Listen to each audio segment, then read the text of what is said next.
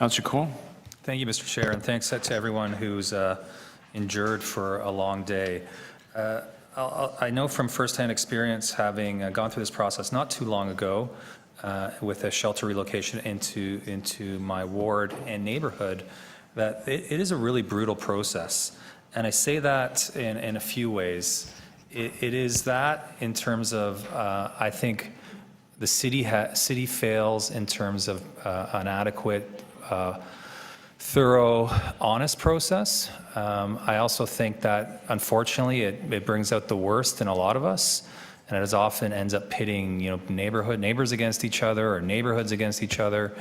And at the end of the day, we just have to clearly do better by our communities, but most importantly, by the people who are going to be living in these buildings and these shelters than we have done historically. And I know there's going to be some motions that try to speak to that in this specific situation. They're just signing the lease. But I know that on our following item, Councillor Fletcher will also be moving some motions that will speak to how we can change this process more globally, which we need to do. Because the reality is, whether we like it or not, and my hope is that we would need 0 homeless shelters.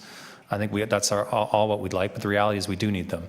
And we will need many of them, and we will need many of them in, I think, virtually every neighborhood in Toronto. And we can't keep going through this if we know that's going to happen.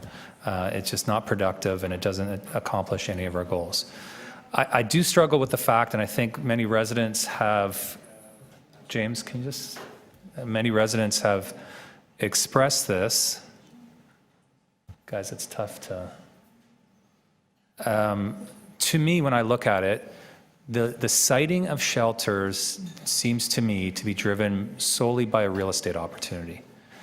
And I don't think that is enough of a criteria. Now, I don't know what the criteria should be. I think access by transit is important, and other services around, and not a list of services that is so hard to ever achieve that you can never site a shelter. But I just think that it's being driven too much by real estate from 2 perspectives. Shelters are being driven out of neighborhoods because the price of real estate goes up, a condo goes up, and then they've lost their home, and then when they have to find a new place, it's often just driven by what building's available. And I asked the question when I heard it was a Goodwill site. Well, there's a Goodwill site vacant on St. Clair Christie that is on great transit, has great services, is a community that was telling us 2 years ago that they were welcoming of a shelter, and then I have to wonder why that building wasn't pursued, and my guess is because it's a more expensive real estate transaction. At the end of the day, we may end up spending so much on this shelter to make it palatable to the community that cost may be about the same anyways. So I think we have to come up with a stronger set of criteria of why we cite these, and clearly it's been said over and over, and we can't keep going through this. While it's always going to be difficult, we need to improve the process dramatically. Thank you, Mr. Chair. Thank you, Councillor Colle.